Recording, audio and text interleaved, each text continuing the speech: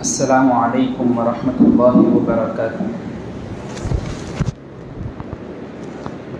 الحمد للہ رب العالمین والصلاة والسلام علی سید الانبیاء والمرسلین وعلی آلہ واصحابہ اجمعین، اما بعد، قال اللہ تبارک وتعالی فی کلامہ المجید والفرقان الحمید، اعوذ باللہ من الشیطان الرجیم، بسم اللہ الرحمن الرحیم، انا ارسلناک شاہدا ومبشرا ونذیرا وداعیا الی اللہ باذنہ وسراجا منیرا، صدق اللہ العظیم۔ وقال النبی صلی اللہ علیہ وسلم، انا خاتم النبیین لا نبی بعدی، او کما قال علیہ الصلاۃ والسلام۔ معزز سامعین کرام اور معزز خواتین اسلام،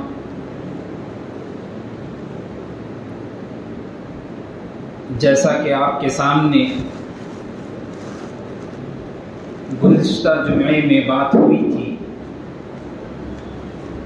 کہ سیرت نبوی صلی اللہ علیہ وسلم پر ہم ہر جمعہ بیان کریں گے،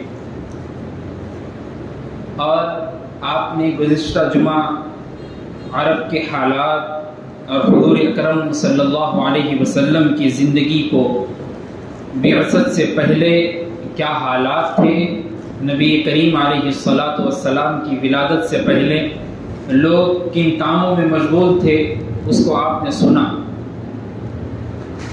اور حضور اکرم صلی اللہ علیہ وسلم کی پیدائش میں ہم جا کر اپنی بات کو ختم کیے تھے۔ انشاءاللہ آج وہیں سے بات کو شروع کیا جا رہا۔ حضور اکرم صلی اللہ علیہ وسلم کی پیدائش عام الفیل کے واقعے کے 55 سال بعد ہوئی۔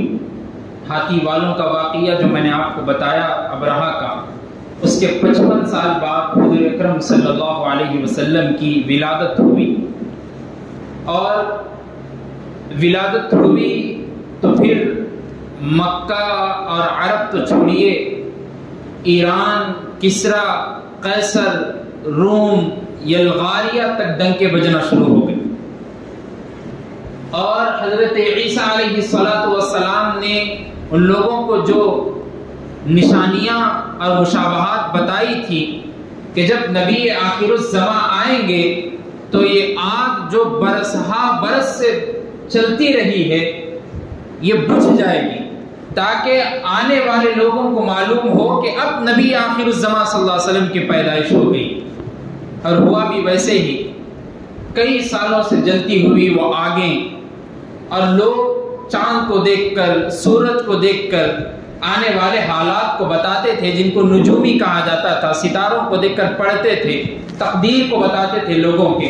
جب انہوں نے آسمانوں کی طرف اپنی نگاہ اٹھا کر دیکھی تو پھر وہ کام کرنا بند ہو گیا، اس لیے کہ اب جو بات ہوگی وہ نبی آخر الزماں کی بات ہوگی۔ اب جو آپ کو سنایا جائے گا نبی کریم صلی اللہ علیہ وسلم کے واسطے سے آپ تک وہ بات پہنچے گی۔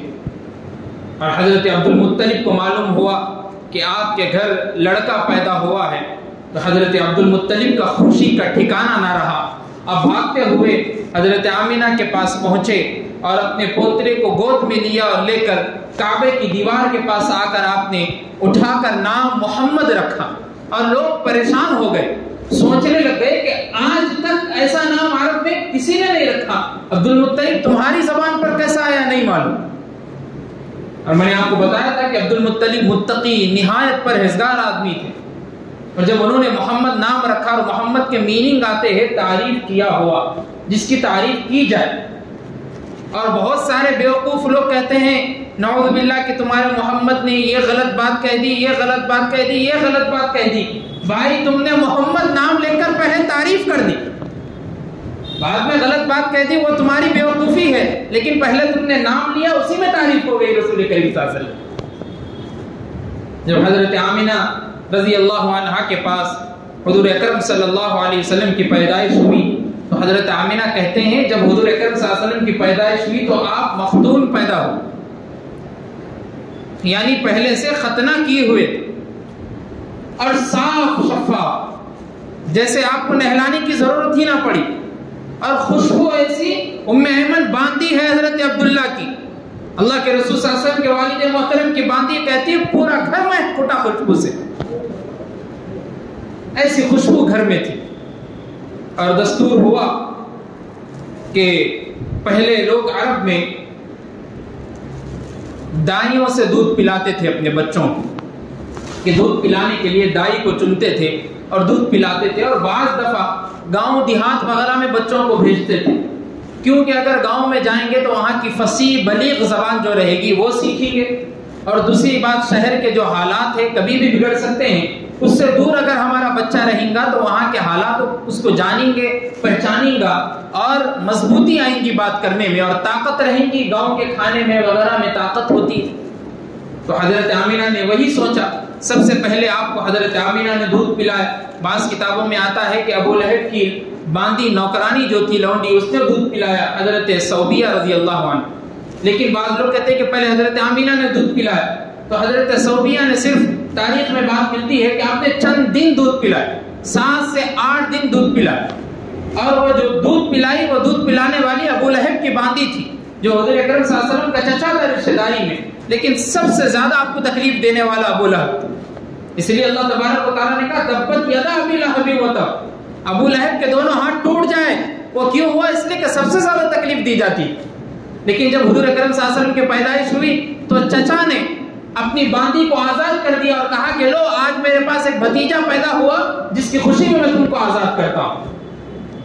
اور حضرت عباس بعض کتابوں میں آتی ہے، مدراج النبی صلی اللہ علیہ وسلم ایک سیرت کی کتاب ہے، اس میں تذکرہ ملا کہ حضرت عباس نے بعد میں خواب میں دیکھا کہ ابو لہب ہے، اس کو آگ میں جلایا جا رہا ہے، سوائے ایک انگلی کے ساری آگ جسم کو لپٹی ہوئی۔ پوچھا گیا یہ انگلی کیوں آگ میں نہیں جل رہی اور اسی انگلی سے تم کو پانی پلایا جا رہا ہے؟ تو ابو لہب کہتا ہے کہ اسی انگلی سے میں نے میری باندی کو میرے بھتیجے کی پیدائش پر آزاد کیا تھا، اور اس نے میرے بھتیجے کو دودھ پلایا، اس کے ثواب اور برکت کی وجہ سے آج میری اس انگلی کو جہنم کی آگ سے آزاد کر دیا۔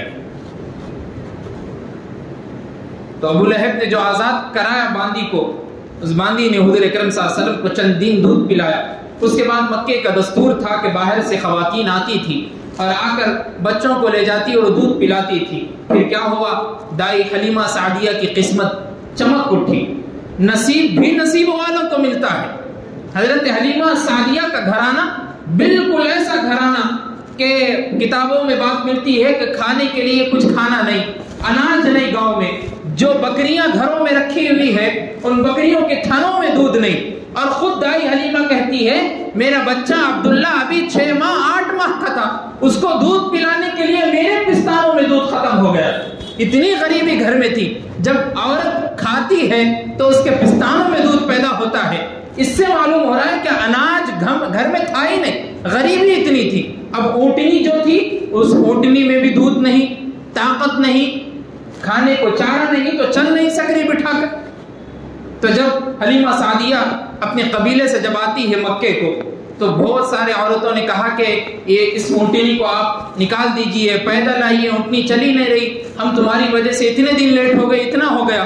جب مکے میں پہنچے تو حضرت حلیمہ سعدیہ سب سے پیچھے رہ گئی تھی۔ اب سب لوگ جو پہلے چلے گئے انہوں نے امیر گھرانوں کے بچوں کو لے لیا۔ وہ لوگ بھی دیکھتے تھے کہ ان کے ابا کیا کام کرتے ہیں، کیا ہمارے دودھ پلانے کے بعد کچھ ہم کو مال ملیں گی، دولت ملیں گا کچھ، تو انہوں نے اچھے اچھے گھرانوں کے لڑکوں کو لے لیا۔ اب بچے محمد رسول اللہ صلی اللہ علیہ وسلم کا گھرانہ، اللہ اکبر! کیا معلوم تھا قسمت والوں کو کہ قسمت چمکنی تھی۔ ایک یتیم کا گھر ہے اور لڑکا یتیم ہے، باپ نہیں ہے، لیکن اس یتیم کی کفالت کرنے والوں کو کیا معلوم تھا کہ آنے والی ہمارا نصیب چمکنے والا ہے، ہماری قسمت بلند ہونے والی۔ حضرت حلیمہ سعدیہ جب مکے میں پہنچی، جا کے پورے گھروں کا چکر لگائی، طواف کی، معلوم ہوا کہ بھائی سارے گھروں کے بچوں کو انہوں نے لے لیا۔ اب صرف ایک گھر بچا ہے جو عبد المطلب کا گھر ہے، جن کا بیٹا عبداللہ ابھی حال میں انتقال ہوا، ایک بیٹا ان کے پاس ہے، اس کو دودھ پلانے کی ذمہ داری ہے۔ اپنے شوہر حارث، حضرت حلیمہ سعدیہ کے شوہر حارث سے کہا کہ اب تو کوئی چارہ ہی نہیں، ہم اسی بیٹے کو لے لیتے ہیں، بچے کو لے کر چلتے ہیں، چلیے دیکھتے ہیں پھر کیا ہوتا ہے۔ حارث نے کہا ٹھیک ہے، اچھی بات ہے، ہم بچے کو لیتے ہیں اور چلتے ہیں۔ جب حضرت آمینہ کے پاس پہنچے، حضرت آمینہ نے کہا کہ یتیم ہے، ان کے باپ کا سایہ ان کے سر سے پیدا ہونے سے پہلے ہی اٹھ چکا ہے. اب آپ کی ذمہ داری ہے کہ آپ ان کی تربیت صحیح طریقے سے کریے. حضرت حلیمہ سعدیہ رضی اللہ عنہا فرماتی ہیں جب حضور اکرم صلی اللہ علیہ وسلم کے چہرے مبارک کو میں دیکھتی رہ گئی اور ایسا چمکدار چہرہ، عرب کے تمام دودھ پلانے والی خواتین کے ہاتھوں میں بچے ہیں لیکن میرے ہاتھ میں جو بچہ ہے اس کی خوبصورتی کا عالم میں بیان نہیں کر سکتی. ایسا چمکدار چہرہ، ایسا نورانی چہرہ. جب حلیمہ سعدیہ رضی اللہ عنہا جب اونٹنی پہ اللہ کے رسول صلی اللہ علیہ وسلم کو لے کر بیٹھتی ہے، وہ اونٹنی لاغر اور دبلی، وہ اونٹنی جو بھاگ نہیں سکتی تھی، چل نہیں سکتی تھی. دیکھنے والوں نے منظر بھی دیکھا کہ حلیمہ کی اونٹنی سارے اونٹوں سے آگے دوڑتی ہوئی جا رہی ہے اور وہ اس اونٹنی کے تھنوں میں دودھ تک نہیں تھا. حضرت حلیمہ کہتی ہے اونٹنی کے تھنوں میں دودھ بھی آیا، میں بھی پی کر سیراب ہو گئی اور میرے شوہر حارث بھی پی کر سیراب ہو. حضور اکرم صلی اللہ علیہ وسلم کے معجزات تھے، حضور اکرم صلی اللہ علیہ وسلم کے انوارات اور برکات تھے. حضرت حلیمہ سعدیہ جب گھر پر پہنچی، آپ کے ایک چھوٹے فرزند حضرت حلیمہ سعدیہ کے عبداللہ اور ایک بہن شیمہ، جس کو اردو میں بعض لوگ شیمہ بھی بول کر پکارتے ہیں، دونوں طریقے سے پڑھا جا سکتا ہے. تو شیمہ نے جب دیکھا اپنے بھائی کو، اس کی خوبصورتی کا عالم جب دیکھا تو اسی کو دیکھتے رہ گئی. حضرت عبداللہ ابھی چھوٹے ہیں، اپنے بھائی کے ساتھ جب باہر جاتے ہیں بھی دودھ پلانے کے بعد، کبھی بھی باہر جاتے ہیں تو عبداللہ کہتے ہیں میرے سر پر دھوپ ہے لیکن میرے بھائی کو میں دیکھتا ہوں وہ سورج کے آگے تو بادلیں ہیں جو اس کے اوپر چل رہی اور اس کے دھوپ کی کرنیں بھی نظر نہیں. بادل سایہ کیے ہوئے ہیں. ابھی بچپن کا زمانہ ہے، طفولیت کا دور ہے. اور پھر ایک مرتبہ ہوا بھی یوں کہ اللہ کے رسول صلی اللہ علیہ وسلم نے حضرت حلیمہ سعدیہ سے کہا کہ میں میرے بھائی کے ساتھ جو کام کرنے کے لیے جاتے ہیں میں بھی جانا چاہتا ہوں. ابھی جب اللہ کے رسول صلی اللہ علیہ وسلم 2 سال کے قریب میں تھے تو حضرت حلیمہ نے کہا کہ وہ بچہ تو اپنے ابا کے ساتھ بکریاں چرانے کے لیے جاتا ہے. اللہ کے رسول صلی اللہ علیہ وسلم نے بھی خواہش ظاہر کی، اس لیے کہ انبیاء کی سنت تھی بکریاں چرانا. تو اللہ کے رسول صلی اللہ علیہ وسلم کو حضرت حلیمہ سعدیہ نے بھیجا اور جب حضرت عبداللہ بھاگتے ہوئے آئے، حضرت حلیمہ سعدیہ کے بیٹے بھاگتے ہوئے آئے، ڈر میں ہیں، خوف میں ہیں. کہا بیٹا کیا ہوا، کہاں ہے محمد؟ کہنے لگے دو آدمی آئے اور آ کر ان کو پکڑ لیا اور ان کے سینے کو چاک کر دیا، چیر دیا، پھاڑ دیا سینے کو. اور میں بھاگتا ہوا اس لیے ہے کہ آپ اگر چلیں گے والدہ اور والدہ تو معلوم ہوگا. تو حضرت حلیمہ سعدیہ حیبت میں آ گئی کہ کیا ہوا، معصوم سا بچہ ہے. ابھی بھاگتے ہوئے جب گئے تو اللہ کے رسول صلی اللہ علیہ وسلم کھڑے ہوئے ہیں، ابھی بچپن کا زمانہ ہے، تھوڑی تھوڑی حیبت دل میں ہے. پوچھا گیا بیٹا کیا ہوا؟ تو اللہ کے رسول صلی اللہ علیہ وسلم نے کہا کہ 2 آدمی آئے، وائٹ اور سفید لباس میں تھے اور ان دونوں نے مجھ کو نیچے لٹایا اور میرے سینے کو چاک کیا، جس کو ہم اردو میں شق صدر کہتے ہیں. اور اللہ کے رسول صلی اللہ علیہ وسلم کے اوپر اللہ تبارک و تعالیٰ نے قرآن کریم کی وہ سورت بھی نازل کی، الم نشرح لک صدرک، کہ ہم نے آپ کے سینے کو نہیں کھولا. اس کا مطلب ہی شق صدر ہے. اور یہ شق صدر آپ کے اوپر 4 مرتبہ کیا گیا. سینے کو کھول کر دل کو صاف دھو کر پھر سے رکھنا. اور اللہ کے رسول صلی اللہ علیہ وسلم فرماتے ہیں مجھ کو کوئی تکلیف بھی محسوس نہیں ہوئی، شق صدر ہوا. تو حضرت حلیمہ سعدیہ کہتی ہے ہم حیبت میں آ گئے، ڈر میں آ گئے. یہ تو ہم دودھ پلانے کے لیے لائے ہیں، کوئی وساوس نہ ہو، کوئی وسوسہ نہ ہو، کوئی اثرات نہ ہو. ہم پھر حضرت آمینہ کے پاس پہنچے اور جب پہنچتے حضرت آمینہ نے کہا وجہ کیا ہے اتنا جلدی تم لے کر آ گئی؟ حضرت حلیمہ سعدیہ نے وہ پورا واقعہ بتایا.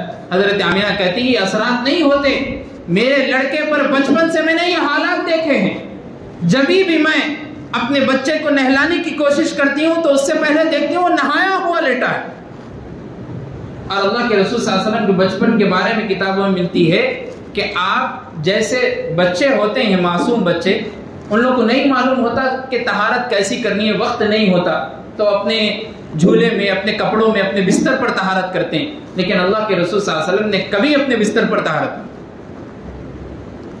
اللہ تبارک و تعالیٰ نے ایسا بندوبست کیا، ایسا حفاظت کیا اللہ کے رسول صلی اللہ علیہ وسلم. پھر حضرت آمینہ نے کہا کہ ایک وبا مکے میں پھیلی ہے، اگر تم اور تھوڑے دن چند دن رکھو گے تو اچھا ہوگا. حضرت حلیمہ سعدیہ پھر لے کر آ گئی. پھر اللہ کے رسول صلی اللہ علیہ وسلم کا بچپن کا زمانہ گزرا. جب 6 سال کی عمر ہوئی تو اللہ کے رسول صلی اللہ علیہ وسلم کے اوپر سے آپ کی والدہ محترمہ کا سایہ بھی گزر گیا. والد محترم کا سایہ تو پہلے سے نہیں تھا, والدہ محترمہ کا سایہ بھی گزر گیا. مقام ابوا پر جب آپ پہنچی وہیں پر آپ کا انتقال ہوا. بہت بیمار تھی, آپ کو وہیں مدفون کیا گیا. اللہ کے رسول صلی اللہ علیہ وسلم جب بھی مدینہ منورہ کو ہجرت کر کے جاتے, مدینے کے اس راستے سے گزرتے, تو آپ کی والدہ محترمہ اور والد محترم کی قبر مبارک پر جاتے. اور حضرت ام ایمن کہتی ہے اللہ کے رسول صلی اللہ علیہ وسلم ابھی 12-13 سال کے تھے تو اپنی والدہ محترمہ کے قبر مبارک پر گئے, اور جا کر جیسے معصوم بچہ اپنی ماں کے دونوں ہاتھوں سے اپنی ماں کے گردن کو پکڑتا ہے محبت میں, اور اپنے پیروں کو اپنی ماں کے ان پیٹھ پر اور پیٹ پر رکھتا ہے, ویسے قبر پر لیٹ کر رونے لگے اور کہنے لگے والدہ محترمہ اگر آپ زندہ ہوتی تو میں دنیا والوں کو بتاتا تھا کہ آپ کی خدمت کیسی کرنی. والدہ محترمہ اور والد سے محبت ایسی تھی, یہ معلوم تھا کہ اب زندگی جو چلنی ہے یہ اللہ کا حکم ہے. اللہ کے رسول صلی اللہ علیہ وسلم اس کے بعد حضرت عبد المطلب نے آپ کی کفالت کی, جو دادا ہے. پھر 8 سال کی عمر میں حضرت عبد المطلب کا بھی انتقال ہوا. اس کے بعد حضرت عبد المطلب نے کہا اپنے بیٹے ابو طالب سے, جو حضور صلی اللہ علیہ وسلم کے چچا ہے, کہا کہ اب کفالت کی ذمہ داری تمہاری ہے, اب تم کو دیکھنا ہے. پھر حضرت ابو طالب نے اپنے بھتیجے کی نگرانی اور کفالت ایسے کی, دنیا والوں نے منظر بھی دیکھا کہ حضرت ابو طالب نے مکے والوں سے کہا تھا کہ اگر تم چاہتے ہو کہ میرے بھتیجے پر انگلی اٹھاؤ اور میرے بھتیجے کو مارو تو یاد رکھو اس کے سامنے ابو طالب کھڑا ہے, پہلے ابو طالب سے مقابلہ کرنا پھر محمد رسول اللہ تک پہنچے. کفالت کی ذمہ داری بھی ایسی لی ابو طالب. پھر جب 12 برس کے ہوئے, 12 سال کے ہوئے تو شام کا پہلا سفر کیا. پہلا سفر تجارت کے لیے ابو طالب کے ساتھ کیا. ابو طالب کے ساتھ ضد کی کہ چچا میں بھی آپ کے ساتھ آنا چاہتا ہوں. اور اب دیکھیے اللہ کے رسول صلی اللہ علیہ وسلم نے اپنی زندگی میں سب سے پہلے لوگوں کو درس دیا کسب معاش کا.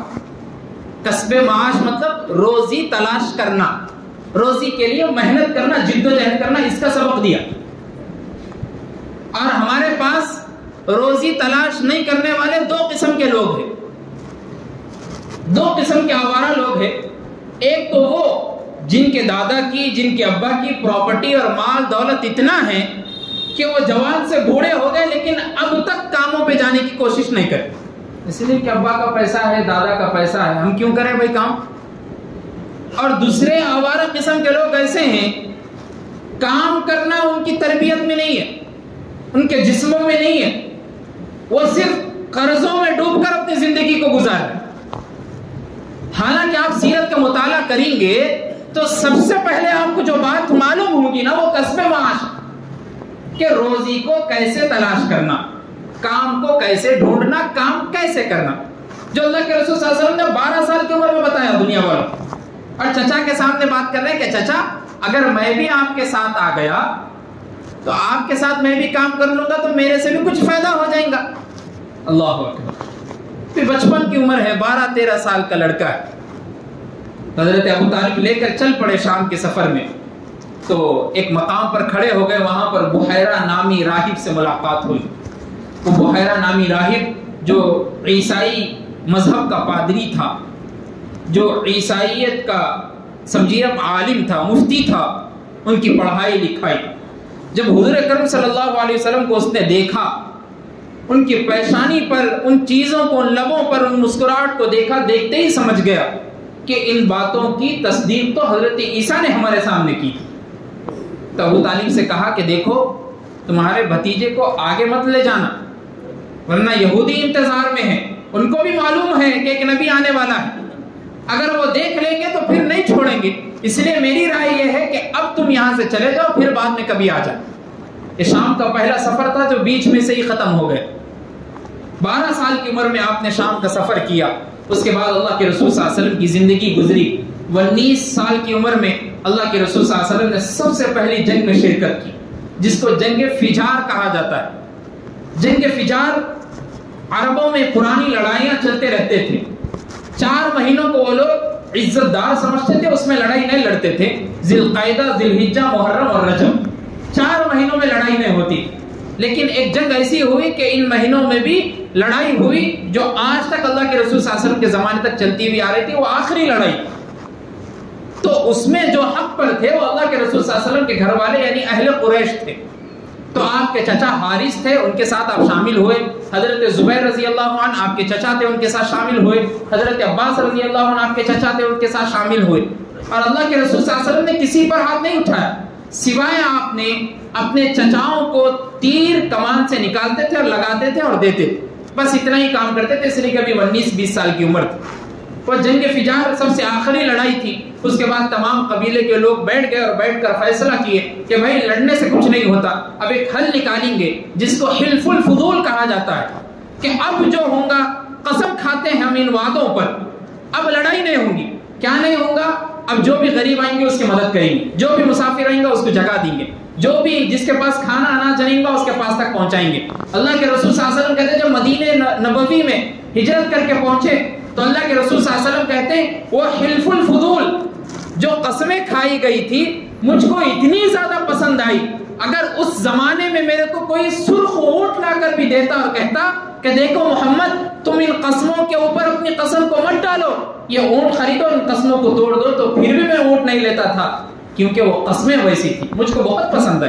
اس لیے کہ اللہ کے رسول صلی اللہ علیہ وسلم خود غریبوں کی مدد کرنے کے لیے آئے تو اللہ کے رسول صلی اللہ علیہ وسلم کو بہت پسند آئی. پھر جب 25 سال کی عمر ہوئی تو شام کا دوسرا سفر ہوا.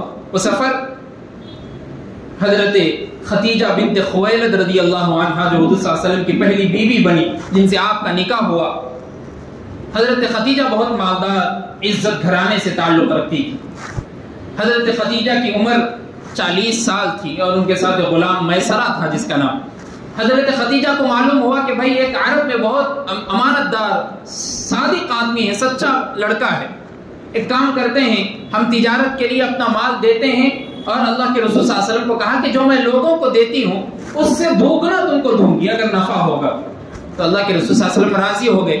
جب میسرہ کے ساتھ نکلے اور سفر پہ تو ایک مقام پر کھڑے ہوئے، وہاں پر آپ کو ارسطو نامی ایک راہب تھا جو بحیرہ نامی دیکھا تھا، وہ راہب یہاں بھی ملا، وہی عیسائی پادری سے تعلق رکھنے والا. اس نے جب اللہ کے رسول صلی اللہ علیہ وسلم کو اس جھاڑ کے نیچے بیٹھے ہوئے دیکھا تو میسرہ سے کہا کون ہے؟ تو میسرہ نے کہا قریش سے تعلق رکھنے والے کا لڑکا ہے محمد جس کا نام ہے.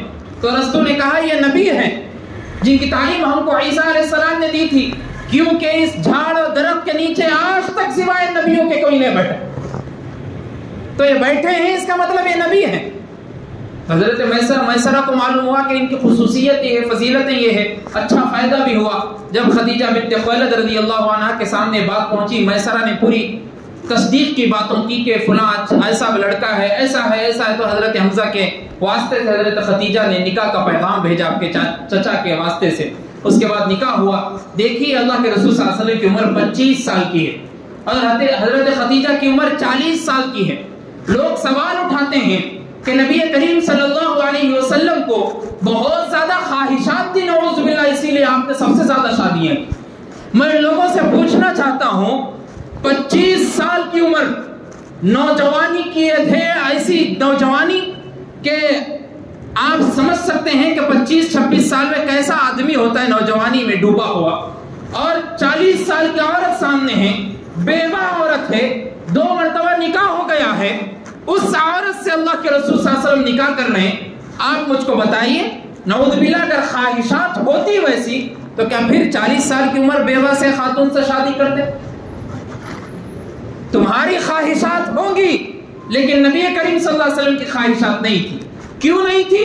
اس لیے کہ حضرت خدیجہ کا جب انتقال ہو رہا ہے، اللہ کے رسول صلی اللہ علیہ وسلم کی عمر 50 سال ہے، حضرت خدیجہ کی عمر 65 سال ہے، 15 سال کا فرق ہے.